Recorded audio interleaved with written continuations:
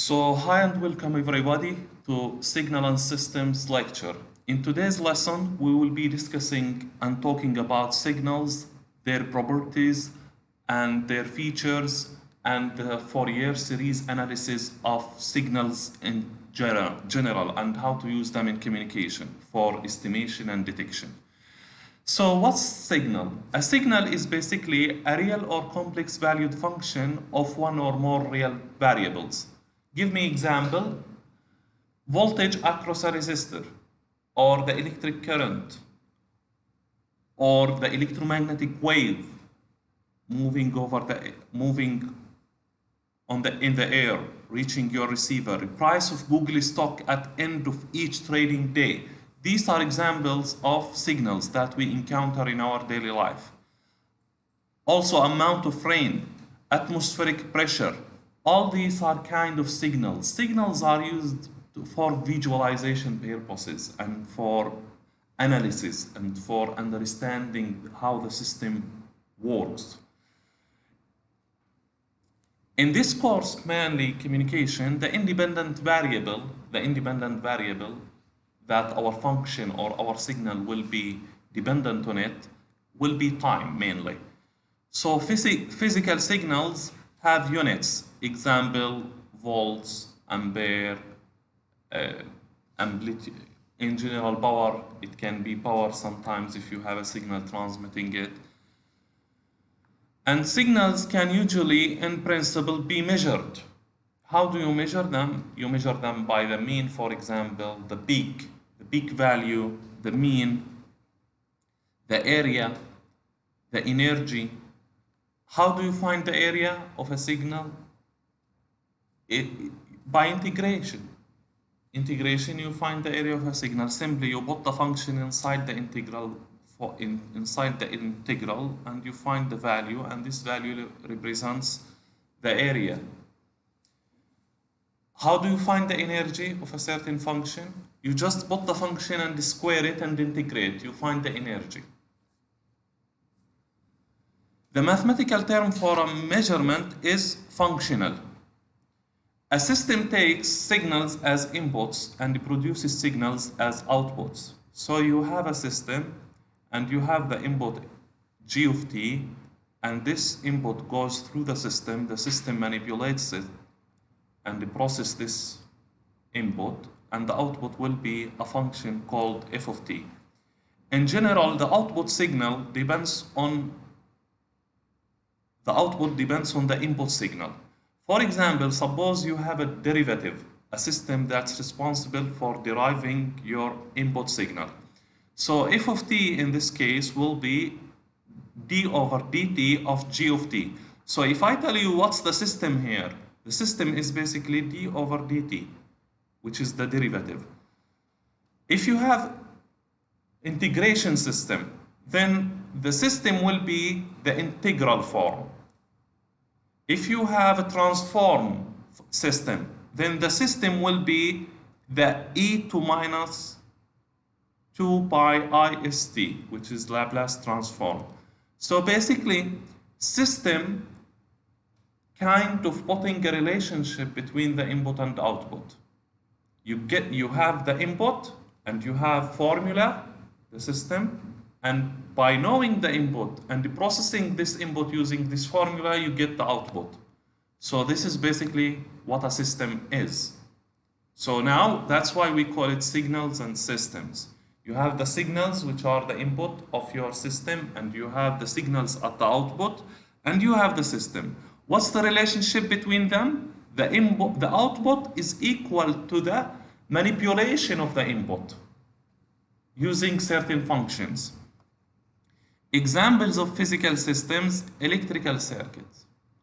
You excite a circuit with a current, with a voltage, and you need to measure the output voltage at certain resistors, at certain loads.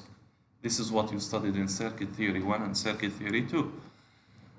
Building, also systems, like in earthquake, when there is shaking, a signal, it's like shaking in this, it's difference in the pressure, difference in different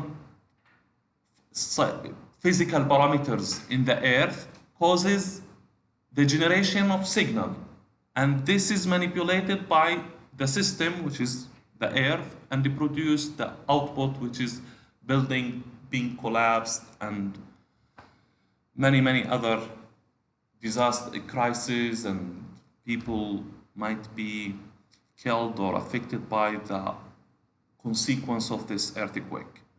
Another system is audio amplifier. You have a signal with low amplitude, you excite it to the amplifier, you get a signal of high amplitude. Your voice now magnified, everybody can hear it clearly. The energy of a signal G of t is calculated by the integration of the square of the amplitude of the signal with respect to delta t. So what's G of t in signal and system? G of t, think of it like a voltage signal. What's the unit here? Volt, let's say. When you take the absolute value, you get only the magnitude of the signal. If it is complex, you get only the magnitude. And when you square it, becomes kind of power. Power integrated with respect to t, it becomes energy. So this equation shows you the relationship between voltage, power, energy. G of t alone is kind of voltage. Square becomes power. Integration with respect to delta t becomes energy. If G of t is complex valued, then absolute value of gt squared is the square of magnitude. We are interested in energy only when it's finite. When it's finite, we can measure it, we can deal with it. So most of the time, bounded signals, I mean by bounded signals, are the signals that are defined over a finite duration. These signals usually they have finite energy. You can calculate the energy. The energy does not go to infinity. Sinusoidal signal, is it finite?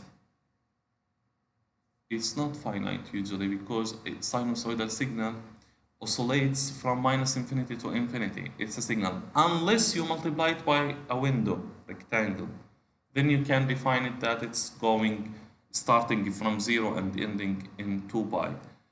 So sinusoidal signals are not energy signal.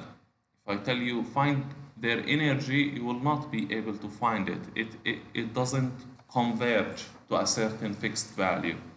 We call them power signals, not energy signals. But exponential, for example, exponentially decaying signals, which are the output of some linear systems with certain pulse input, they are energy signals. What's the necessary condition for finite energy? The energy is the tails of the signals must approach to 0. This is the condition. So basically you have a system, let's say you have a system, and the input to this system, let's say, is a sinusoidal signal. Not sinusoidal, sync signal. As you know, sync signal has peak main loop at around 0 and side loops away from the 0. So if you can calculate the power, the energy of these tails, the side loops, and show that they decay and go to 0, then you have an energy signal, because the energy is decaying. And this is how you calculate it. Now, how to do that? Let's give you an example by graphic.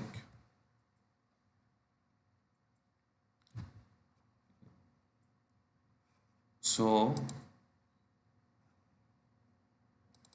we are here opening the pen software so that I can show you how this mathematical formula is related to a certain visualization, so that you can understand the concept in a much easier way. So let's say you have your, what do you have? You have sync signal. This is sync signal. Everybody can draw sync signal in signal and system. You studied it, yes? It keeps oscillating. What's this? This is sync signal. How do you write it in math? Sync x, which is sine x over x. Yes? So at 0, you have maximum amplitude. Yes? And at 1, 2, 3, you have at multiple integers, you have crossing at zeros. So basically, what's this? What's this integration? If g of t is the sync, g of t here is the sync. Yes? So what's this integration? Integration is from minus infinity to minus t for g of t. Basically, you are taking this part, and this part. This is coming from infinity. And you are trying to show that when I take the integration from minus infinity, this is minus infinity, till minus t, this integration plus this integration from t to infinity, and take the limit of it, this should go to 0. If it goes to 0, this means that your signal is finite. You can calculate the energy. We would expect that the instantaneous power, g of t square, goes to 0, but that's not required. This is only for mathematical interest.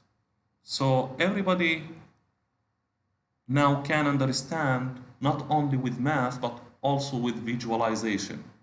Draw the signal and see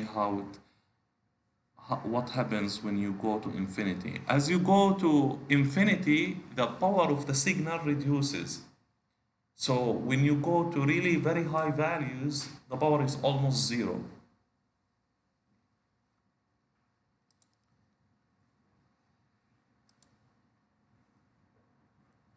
Signal energy and power. A signal is periodic if it repeats for some time duration. G of t plus tau is equal to G of t. Example. Let's give an example.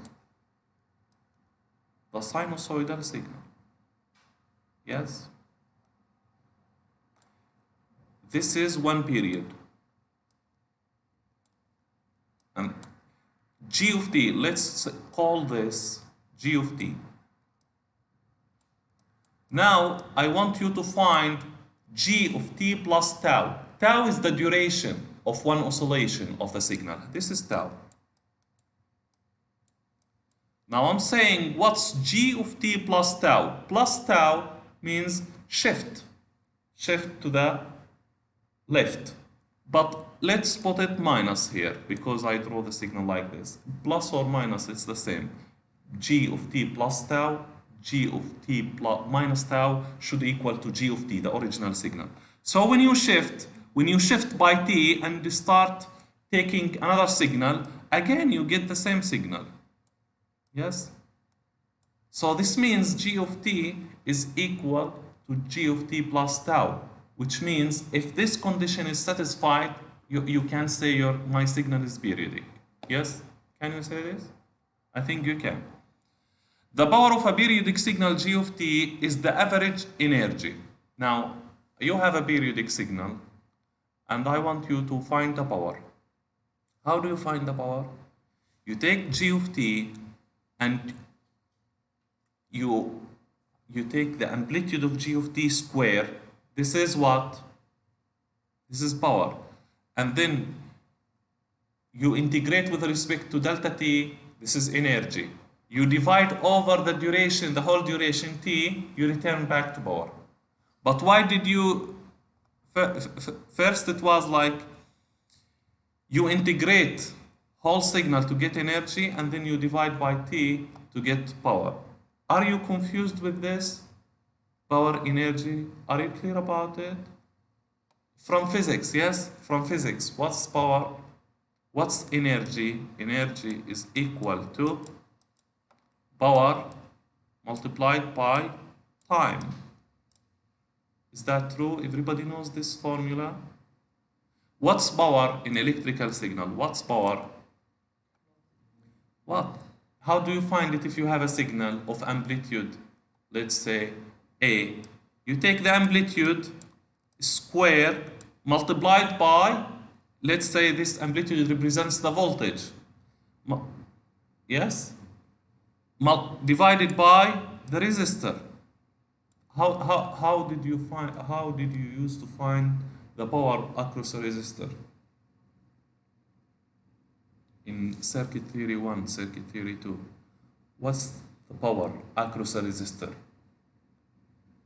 Voltage square over R. Voltage square here, I'm calling it A. You can call it any variable. Now we assume in signal and system always, we assume R to be 1, unity. So what happens? The power is the voltage square or A square. Multiplied by T becomes energy. And here we are doing the same, but with integration. You have signal, you don't have only values. Yes? G of T is voltage. Square becomes kind of power. Integrate with respect to T becomes energy. Again, this energy, if you divide it over T again, what it becomes power. Yes or no? If you divide the energy over T, what? Power. This is what we are doing here. Why I'm explaining and saying these things? Because I want you to relate this to circuit theory. If you can relate it, things becomes very clear for you. You will not be confused, and you will understand the meaning of the variables and how they are related to each other. Yes, not difficult. Just go back to the basics. The power of a general signal is a limit. So basically, you take the limit. Why? Because you have a signal. Signal oscillates sometimes till infinity. For example, when I give you sinusoidal signal, oscillates till infinity. How would you find the energy? Can you find it by values like we used to do in circuit? No. You have to deal with integration and limit. This limit may be 0. For example, this function, if I tell you find the energy of this function, e to minus a t. How do you draw this function? This is like another example of a function that doesn't stop. E to minus a t, does it stop? Doesn't. Keep going to infinity. But as you increase the value, the amplitude becomes low, very close to 0. And this one, so is this energy signal? Means you can find the energy in, yes, you can. Because when you take the limit, the high values goes to 0. Is this energy signal? Yes, it is, because when you increase t to infinity, 1 over infinity becomes 0. But 1 over 2 is still meaningful. When t is equal 1, 1 over 1 plus 1, 1 over 2. It's still meaningful, it's a number. But when t goes to infinity, 1 over infinity, 1 over 1 trillion is null. So this means that it goes away. So the idea here is to be able to link the math with signals, with visualization, with something that you can easily visualize and understand. If you can do this, it will be much easier for you to understand things. So, units of power. See this equation? Is the previous equation that I just wrote for you. Power is equal to G of T, which is the voltage square over R. And R is the load resistor, and G of T is measured in volt. Then the power has this formula. R, we usually in signal and system put it unity to avoid its effect because it's a constant. In many applications, the effect of the signal varies as the log of the signal, human hearing and sight. Yes, we have two scales, two types of scale we usually deal with. The first one is linear, 1, 2, 3, 4, 5. And the second one is algorithmic or logarithmic. What's the difference? In logarithmic, when we are dealing with large number of value. For example, I tell you, draw the grades of the students from 1 to how much? Let's say to 10,000. And I want all of them to appear within this area. If you start 1, 2, 3, 4, 5, you will finish before you will occupy the whole area before you finish the numbers. But what if you want to represent all these numbers within this area and you can see it? What would you do? You will say, I will consider this 0. Then the distance from here to here is 10 to 0 to 1, 10 to 1, and the distance from here to here is 10 to 2, and the distance from here to here is 10 to 3, and the distance from here to here is 10 to 4. As you can see, at this point I have 10,000 at this point with this scaling. But with the previous scaling, 1, 2, 3, 4, 5, you will reach here and you are still maybe 30. So you cannot represent it or visualize it in a meaningful way so that you can see all the general behavior of your grades. That's why we use logarithmic sometimes. So basically, how many values you have between here and here? Between 10 to minus 1 and 10 to minus 2? The values between here and here are more than the values between 0 and 10. Between 0 and 10, how many values? You have 10. But between 10 and 100, you have 90. But we have the same distance. Yes? This is the logarithmic scale. Now, power can be you can put it in the logarithmic scale as well. Power can be expressed in decibel. dB are logarithmic and relative to some standard power. If P is measured in watt, then power in dB watt is, let's say I gave you power in watt, say 5 watt, and tell you like, hey, I want the power to be in decibel, in logarithmic form. What do? You just take the power in linear form, take its log with respect to 10 and multiply it by 10. You will go to logarithmic. Anybody has used or looked at the antenna of the Wi-Fi? Usually they write on it in dB, dBi, dB watt, dB, yes, not in watt. The same here, the idea to be able to convert from linear to logarithmic, from logarithmic to linear. If I give you 5 watt and tell you convert it to logarithmic, you just use this equation. 10 log 10, 5. Power in dBm is 10 log 10, 1000 B. Why in dBm? What's M? Milli. So milli is corresponding to 1 over 1000. So basically, you use this equation when you are dealing with min.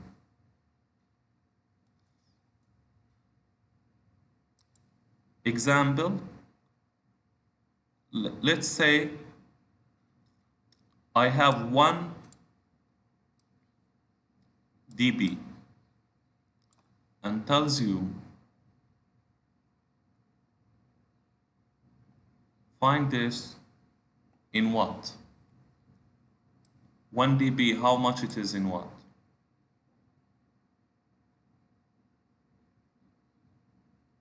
What do? You put put here 1, this is 1 dB, and I use this equation, 10 log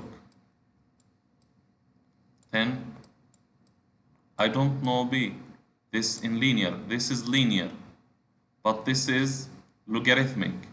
So how do you find B? 1 over 10, 0.1 is equal to log 10 B. Yes? How do you find B? B is equal to 0.1 to power 10. Using the calculator, you find it. Did you know how to find this? Suppose this is instead of 1, 0. I put 0 and tell you repeat the calculation. What do? Power is equal to 0 over 10, 0, 10 to power 0 is 1. Wow! If you have 0 dB, then how much is your power? 1 watt in linear. So 0 dB doesn't mean that you don't have power. 0 dB means 1 watt based on the equation. Yes? So in logarithmic scale, 0 does not mean nothing. Okay? This is the point. Everybody should remember this. 0 dB, when you put here 0 and find B, 0 over 10, 0. 10 to power 0, how much? Anything to power 0, what's the value? 1. 100 to power 0, 1. 1 to power 0, 1. 10 to power 0, 1. 100 to power 0, 1. Yes? You know this? And then this is the power.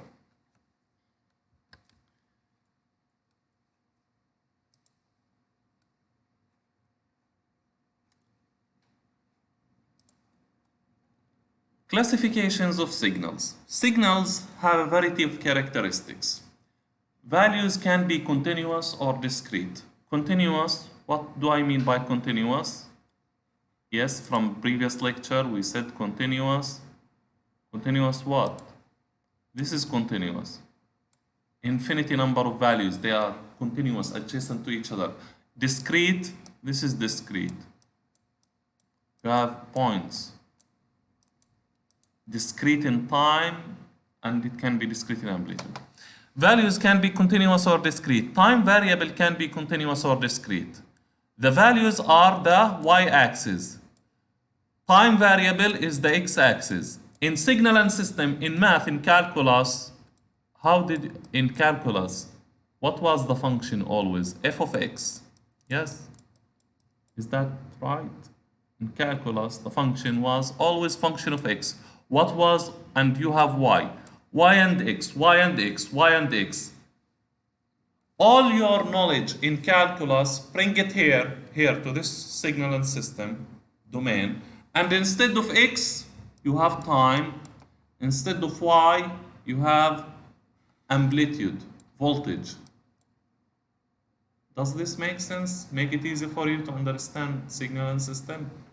It's basically similar to functions, but with different variables and now with physical meanings. So it's the combination of math with physics to understand signals. Now you have amplitude. Square it becomes power. Multiply it by t becomes energy. All the parameters are physically meaningful. Signal can be deterministic or random. What do I mean by deterministic? For example, when I say that your signal y is equal to x multiplied by h, where x is input, h is the system, y is... When h is like numbers, we call y deterministic. But if h is random, belongs to Gaussian distribution, then y is random. We call this is the difference between deterministic and random. You understand that the continuous and discrete for time and values, and now you understand the difference between random and deterministic. For deterministic signal, assume you have a deterministic signal. This signal can have 4 different types. It can be continuous in time, continuous in value. This field is mathematics, calculus. This is what functions, f of x, linear, quadratic, sine, cosine, tan. This is calculus. Continuous time, discrete valued. What's this? Example on this. Continuous time, discrete value.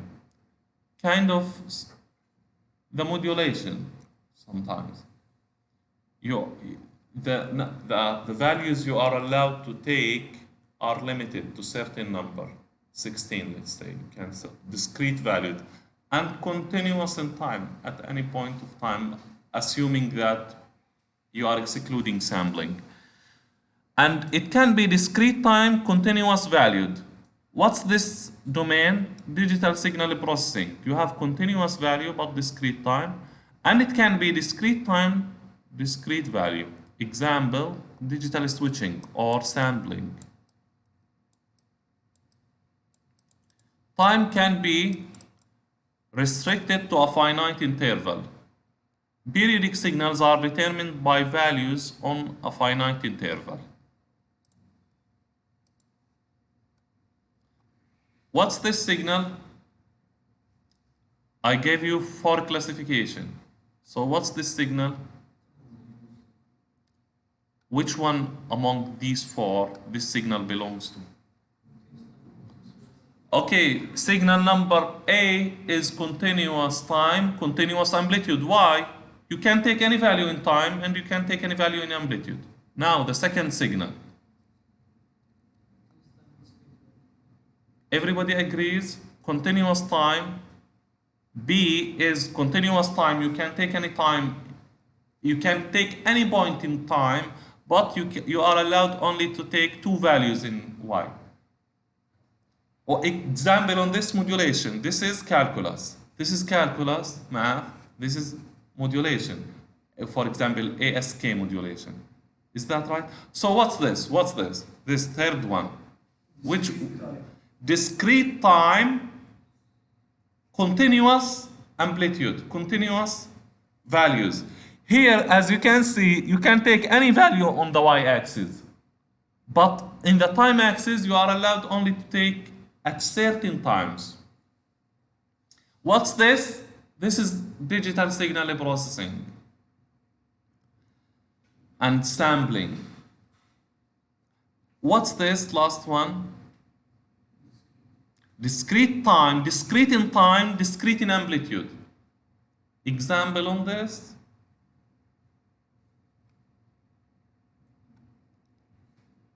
Yes? Analog to digital conversion, sampling.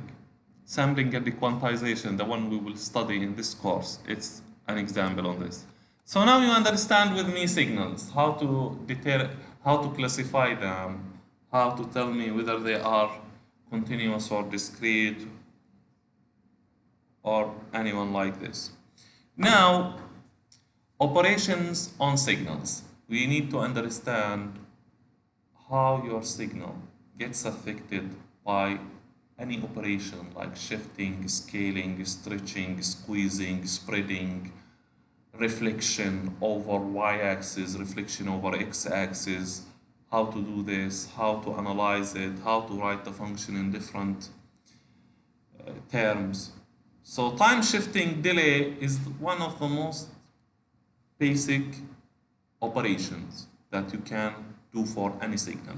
Basically, suppose you have g of t and I tell you what's g of t minus tau. What do? You shift to the g of t minus tau, you shift to the left by tau. g of t plus tau, so g of t plus tau, you shift to the left. G of t minus tau, you shift to the right. How do you make sure that you did the right thing?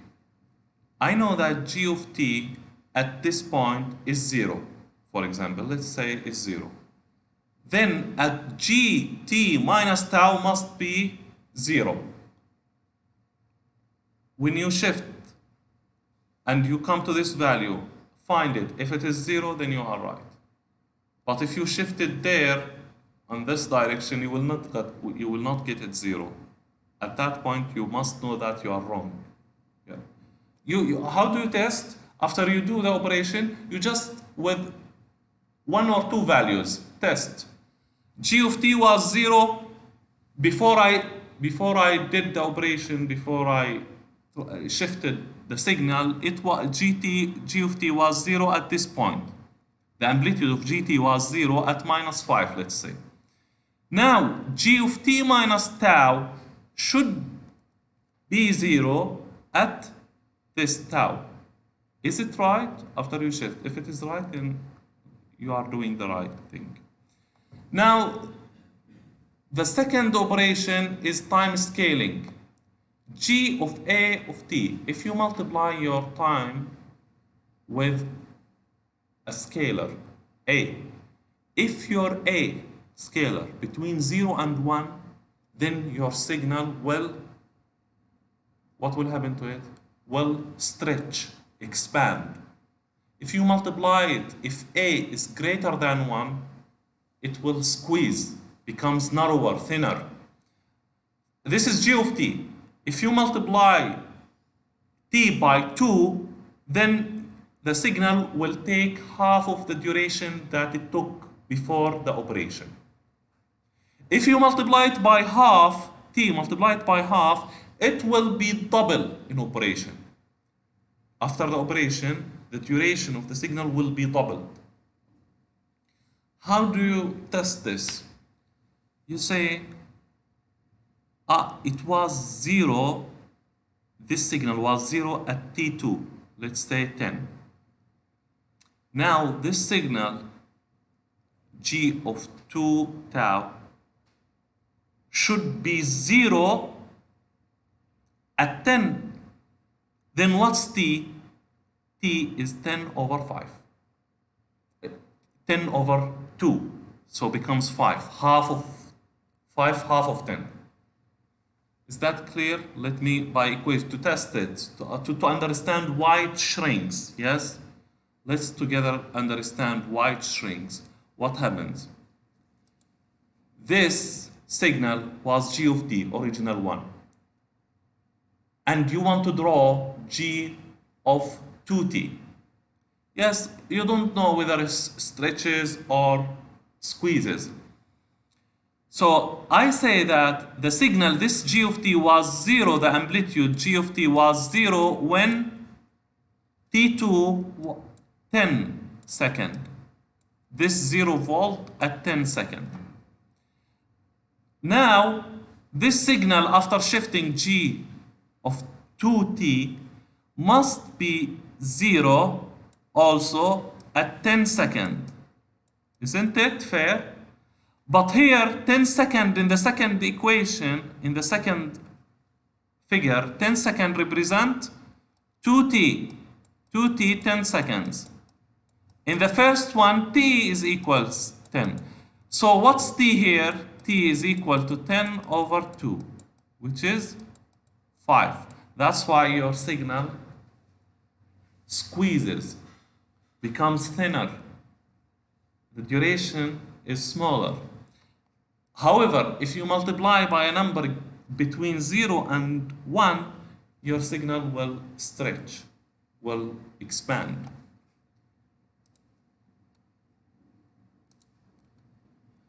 Time reversal, the third operation, time reversal. Time reversal basically is reflection on the y-axis, not x-axis. So this is, assume this is g of t, and I tell you find g of minus t. So basically mirror mirror on the y-axis. What if I tell you minus g of t? Mirror on the x-axis, minus g of t. Again, let me, in a simple figure, this might be confusing. If you have a figure like this is your g of t, and I tell you find g of minus t. What will you give me? This one. This is g of minus t. Okay? If I tell you, now we finish this. This is g of minus. If I tell you minus g of t of this, what's the signal? This. Clear? Not that difficult, but you just need to be careful and focusing while you are doing the operation. Unit impulse signal. Most physical systems have same output for any narrow pulse with a given area. For example, in RC circuits, the ones you studied in circuit theory, when you have an impulse response to your circuit, the output at the capacitor in the RC circuit was something like exponentially decaying function, whether the current or the voltage. So you change the impulse, you get the same response. Change it, same response. Change it, same response. The unit impulse signal is basically abstraction of infinitely narrow signal with area 1. What does this mean? So let's say you have this box. Yes. And I tell you the area of this is 1. Yes. I tell you reduce the width and make sure the area is the same. So you you make the width smaller. What will happen to the height? It will increase. It becomes like this. Because I want to maintain the area should be the same. Now, what if I tell you make the width almost 0? Very narrow, very narrow, very narrow. What will happen to the height? It will go to infinity to make sure the area is 0. This is what unit impulse is. We call it delta. Delta of t is not equal to 0 if t is not equal to 0. And the integration of delta t is equal to 1. What's this? The integration of delta t is the area, basically. The area is equal to unity. So we usually do care too much about delta function in signal and systems, and we use it in communication as well, where you will encounter it while we are dealing with modulations such as amplitude, single sideband, double sideband, and some other ones. The properties of unit impulse signal. Sampling property. If you multiply any function with delta, what do you get? The value of that function at 0. If you multiply that function with delta t minus 5, you will get the value of the function at 5. This is by words. Do you understand with me by words? Anybody understood me by words? Nobody. Now let's go by visualization. Yes? You have this function. Yes? This is the function. And I multiply this with delta t minus 5. This is 0. And let's say this is 5. At 5 seconds, the value of this is, let's say, 2 volt. This is function, general function. I multiply this function, which is phi of t, this is phi of t, multiply it by delta t minus tau. Delta t minus tau is tau here 5, let's say. So you multiply this by this unity impulse response. What's the result? You multiply this with this function. What's the result? Give me value. What's the result? You multiply sinusoidal signal with delta at 5. Time equal. What's the result? 2. 2. Why? Because all these are zeros. When you multiply them with a function, you get 0. When you multiply this delta with the function, you get the value of the function at 5. What's the value of the function at 5? 2. This is by drawing. This is by drawing, and before that I explained it by words, and this is by math. This is by math. Understand the math. You have phi of t, which is the sinusoidal signal I drew. Delta t is the delta. You multiply them with each other and find the integration. This will become phi of t plus tau and delta alone. Phi of t plus tau, since it's periodic, becomes phi of tau. Multiplied by delta t, phi of tau now, since it's number, it's outside the integration, and the integration of delta t is always 1. This value is always 1. 1 multiplied by phi of tau is equal to phi of tau. Tau, we considered it 5. Phi, what's the value of the function at time equal 5? It's 2. We find it there, well, in our example. Is that clear? If you can understand the math and explain the math by words and then by drawing, you are an expert in communication or signal and system. If you can link them all together, if you can do this with each and every equation, I assure you, you will be a scientist. Nobody can stop you. You will be extremely innovative, productive, and intelligent, and inventor in the future. But if you take the equations like this, and you read them, memorize them, and then you know how to solve them, but you don't know the meaning of them, you can never produce new ideas or solve practical problems. This is my strategy. I explain things by words, then by math, then by visualization, and I prove to you how all related to each other. I want you to do this from now on in all the courses. If you cannot put the equations in visualization or in words, then you have to know that you are not understanding the things very well. Period. Clear?